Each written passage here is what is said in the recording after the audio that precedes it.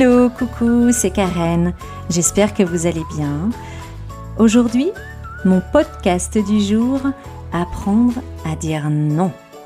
Vous êtes prêts ? Allez, on y va. Alors, commençons par le début. Comment arriver à dire non ? Comment arriver à pouvoir dire non ? Eh bien, il faut tout d'abord qu'il y ait une demande d'autrui. À cette demande, généralement, et pour le bien de chacun, on sonde l'envie, le besoin d'accepter ou non, de répondre favorablement ou non à cette demande. Et pour ça, il faut déjà être connecté à soi et sonder notre état d'esprit, notre humeur, notre empathie du moment. Et tout cela amène alors à pouvoir verbaliser notre réponse. Mais ce n'est pas si simple. Non, la cavalerie n'est jamais bien loin. La culpabilité, la peur, le doute, la colère, bien des émotions vont alors entrer en compte et nous amener à douter de notre choix. Et si je dis non, il va plus m'aimer ? Et si je refuse, je suis une mauvaise personne. Et si je dis non, qu'est-ce qu'elle va devenir ? Ce sera de ma faute si... Et puis, la grande question, que va-t-il ou que va-t-elle penser de moi ? Et alors là, les soucis commencent. Et Dieu sait que c'est important de savoir dire non. Important de savoir dire non à son mari. Important de savoir dire non à ses enfants. De savoir dire non à son boss, son patron, à son professeur. À partir du moment où l'on rentre dans le mental, tout bascule. Car toutes ces questions, nous en sommes à l'origine. C'est nous-mêmes qui créons ces questions dérangeantes et propices au doute. Or, tout nous pousse à être dans le mental. Notre société nous conforte dans l'idée que je n'ai pas le droit à l'erreur. Pour exemple, en France en tout cas, un entrepreneur qui ne réussit pas ne peut pas recréer de société. Il aura même certaines difficultés avec les administrations. Tout nous pousse à réflexion depuis que nous sommes adultes. Alors que ce n'est pas le cas chez les enfants. Pour eux, pas de question subsidiaire. J'ai envie de sauter dans la flaque d'eau, je fonce, je saute. Mes chaussures sont mouillées, pas de problème. Mon pantalon aussi, qu'importe. Il fait 2 degrés, je vais avoir froid, oh là là.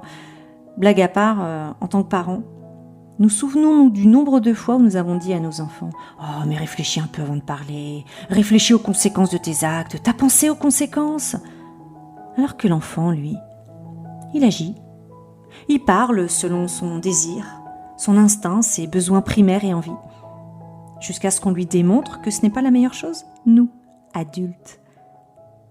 Les plus petits ne subissent que très peu le regard des autres. On ne parle pas encore de moule. Je pense que, et ça n'engage que moi, que le collège est un point de départ de cette notion de moule. Être accepté par le groupe est très important. Il faut être apprécié, ne pas aller à l'encontre des idées ou des avis des autres. Il faut porter les mêmes sweats, les mêmes baskets, sous peine d'être rejeté ou laissé de côté. Alors en tant qu'adulte, ce n'est pas vraiment simple de couper le mental et de se connecter à ses besoins et envies. Il ne s'agit pas de prioriser son envie, mais juste dans un premier temps, de savoir si elle est synonyme de respect de moi. Puis, dans un second temps, si l'envie d'aider ou de faire plaisir ou de rendre l'appareil est assez forte et n'engendre pas de non-respect de moi, alors la réponse sera favorable. Reste à savoir si l'on est capable de comprendre les raisons de notre réponse. Car nos croyances, oui, encore elles, font que nous ne sommes pas tout à fait en accord avec nous lorsque l'on répond. Si je prends l'exemple d'un enfant, où le parent avait l'habitude de répondre à un refus de sa part ou à une prise de position contraire de sa part par une suppression de gestes tendres, par des paroles blessantes ou dénuées d'amour, si ce parent faisait du chantage affectif à cet enfant, si la réponse de l'enfant n'était pas accueillie ou pire, était ignorée, dévalorisée, raillée, eh bien il y a de fortes chances que l'adulte ne puisse pas se positionner facilement, ne puisse pas mettre de côté ses questionnements et ressente une peur incontrôlable de l'abandon ou du rejet. On parle des parents, mais Mais il en est de même pour les copains d'enfance, les professeurs, les fratries, toute autorité. Alors savoir dire non, c'est une véritable étape. Apprendre à ne pas dire oui, alors que l'on veut dire non, c'est déjà un début. Car dire oui alors que l'on souhaite l'inverse nous met dans une posture d'échec envers soi-même. Et ça génère des émotions extrêmement négatives passant par la colère, la dévalorisation, la culpabilité ou le jugement négatif. Ces émotions sont les principaux indicateurs du déséquilibre qui est en train de s'opérer. Car notre intériorité sait. Elle sait que l'on souhaitait dire non. Elle nous met face à une incapacité, donc à un déséquilibre. Et bien souvent, ces situations se représentent, les unes après les autres. Explication ? Il est temps d'apprendre à dire non. Pas dire non pour dire non, mais travailler en soi ce dont nous avons besoin pour arriver à dire non, tout en étant en totale harmonie avec soi. Créer en soi le terrain favorable et harmonieux du non. Il faudra donc déprogrammer ces croyances qui se sont ancrées en nous et qui ne nous appartiennent pas généralement. Et pour ça, première étape, et c'est là où j'interviens, en prendre conscience. Et qu'en est-il de ceux qui disent toujours non ? Et bien sur la même mécanique, il serait intéressant d'aller voir leurs croyances qui les ont amenés à ce comportement. Je pense aux croyances du type « je n'ai confiance en personne », « les autres ne sont pas dignes de mon amour »,« l'autre me fait toujours du mal », etc. Ce qui met la personne en posture de protection. Alors, quelques solutions. Apprendre à dire oui ou non, c'est déjà sonder en soi ce que je veux, ce que je ressens. Arriver à prendre ce recul nécessaire afin d'une part de mettre de la distance avec le potentiel retour de l'autre et d'autre part se connecter avec son ressenti et savoir si je suis en accord avec mon oui ou mon non, décorrélé de toute réaction. C'est prendre conscience de la réponse qu'on fait en passant par le cœur, par l'émotionnel, mettre du sens dans notre réponse et non qu'elle devienne une réaction à ce que l'autre pourrait ou non faire ou ressentir. Est-ce que ce oui m'apporte plaisir, joie, émotion positive ou non ? Est-ce que ce non m'apporte soulagement, sensation de sécurité ou accord avec mes principes ? Est-ce qu'il a du sens ? Il n'y a pas de petit oui. Souvent, je cite le livre de Laurent Gounel, « Les dieux voyagent toujours incognito ». Cet apprentissage du non passe dans ce livre par réussir à refuser 5-10 fois la baguette de pain que propose le boulanger. Trop cuite, pas assez, pas au levain, pas au seigle, trop de raisin, bref, dire non. Petit exercice pas anodin que chacun peut s'exercer à faire d'ailleurs avec délice. Vous êtes le seul à savoir pourquoi et pour qui vous le faites. Et le faire avec humour et sans pression est primordial. Jusqu'au jour où ça deviendra naturel et sans difficulté, juste observer. La première fois, ça ratera. La deuxième fois, certainement encore. Et puis peu à peu, le non apparaîtra et sortira tout à fait naturellement.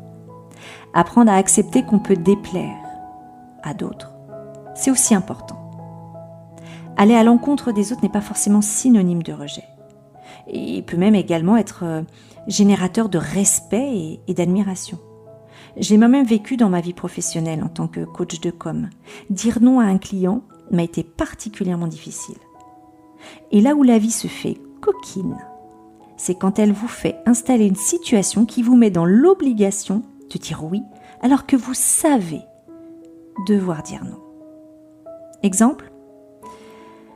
Il y a quelques années, un client irrespectueux, des intervenants peu scrupuleux, des règlements de factures très tardifs, des timings de travail irréalisables, bref, aucun respect.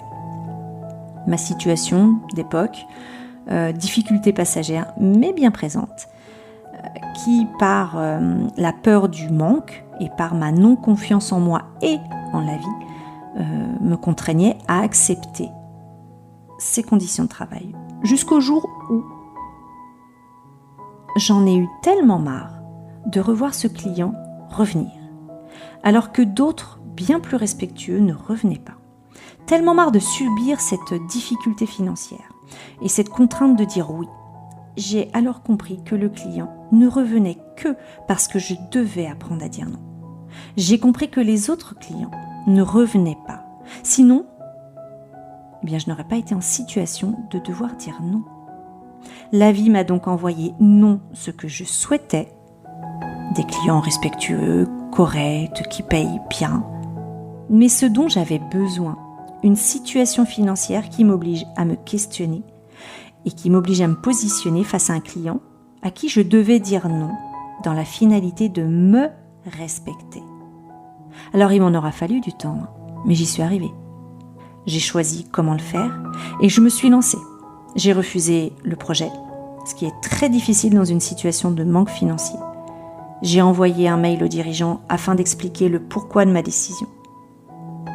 Je réclamais ainsi le respect de moi, de mon temps et de mon expertise.